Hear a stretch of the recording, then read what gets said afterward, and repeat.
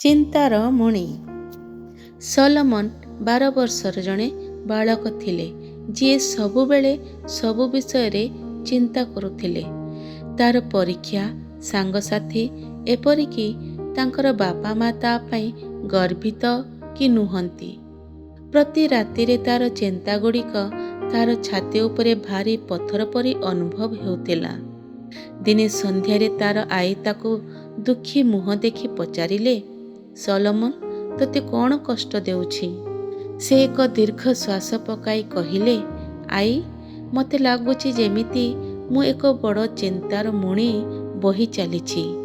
ମୁଁ ଯାହା କଲେ ବି ଏହା କେବଳ ଭାରି ହେବାରେ ଲାଗିଛି। ତାର ଆଈ ମୃଦୁ ହସିଲେ ଏବଂ ତାକୁ ଏକ ଛୋଟ ଖାଲି ମୁଣି ବଢ଼ାଇ ଦେଲେ। ସେ କହିଲେ, ମୋ ସହିତ ଆସ। ସେମାନେ ଜହ୍ନ ଆଲୁଅରେ ବଗିଚାକୁ ଗଲେ। ସେ କହିଲେ, ଏହି ବଗିଚାର ପ୍ରତିଟି ପଥର ତୋର ଗୋଟିଏ ଗୋଟିଏ ଚିନ୍ତାର ପ୍ରତୀକ ହେବ। ଗୋଟିଏ ପଥର ଉଠାଅ ଏବଂ ମୋତେ କୁହ ସେଇଟା କ'ଣ? ସଲୋମନ ଏକ ଛୋଟ ପଥର ଉଠାଇଲା। କହିଲା, ଏଇଟା ମୋ ଗଣିତ ପରୀକ୍ଷା ପାଇଁ। ତାପରେ ଏକ ବଡ଼ ପଥର, ଏଇଟା ମୋ ସାଙ୍ଗ ପାଇଁ, ଯିଏ ମୋ ସହିତ ଆଉ କଥା ହେଉନାହିଁ। ଏବଂ ଆଉ ଏକ, ଏଇଟା ବାପାଙ୍କ ପାଇଁ, ଯିଏ ବହୁତ ପରିଶ୍ରମ କରୁଛନ୍ତି। ଆଈ ଶାନ୍ତି ଭାବରେ ଶୁଣିଲେ। ତାପରେ କହିଲେ, ବର୍ତ୍ତମାନ ସଲୋମନ, ମୁଁ ଚାହୁଁଛି ତୁ ଏହି ପ୍ରତ୍ୟେକ ପଥରକୁ ସେହି ପୋଖରୀକୁ ଫିଙ୍ଗିଦିଅ।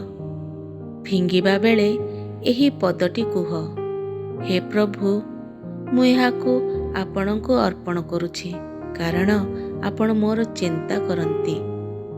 ଗୋଟିଏ ପରେ ଗୋଟିଏ କରି ସଲୋମନ ତାର ପଥର ଗୁଡ଼ିକୁ ଫିଙ୍ଗିଲା। ପ୍ରତିଟି ଶବ୍ଦ ତାର ହୃଦୟକୁ ହାଲୁକା କଲା ପରି ଲାଗିଲା। ଯେତେବେଳେ ସେ ଶେଷ କଲା, ମୁଣିଟି ଖାଲି ଥିଲା ଏବଂ ତାର ଚିନ୍ତା ମଧ୍ୟ ଦୂର ହୋଇଯାଇଥିଲା। ତାଙ୍କ ଆଈ ପଚାରିଲେ, ତୁ କିଛି ପାର୍ଥକ୍ୟ ଅନୁଭବ କରୁଛୁ କି? ସଲୋମନ ହସି ହସି ମୁଣ୍ଡ ହଲାଇଲେ। ମନେ ହେଉଛି ଯେମିତି ସେହି ମୁଣିଟି ଆଉ ମୋର ନୁହେଁ। ସେ ନମ୍ର ଭାବରେ କହିଲେ, ପରମେଶ୍ୱରଙ୍କ ଉପରେ ଚିନ୍ତା ନ୍ୟସ୍ତ କରିବାର ଅର୍ଥ ଏଇଆ।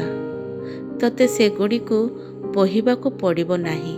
ସେ ସବୁ କିଛି ସମ୍ଭାଳି ପାରିବେ। ସେହି ରାତିରେ ସଲୋମନ ବହୁ ଦିନ ପରେ ପ୍ରଥମ କରି ଶାନ୍ତିରେ ଶୋଇଲେ।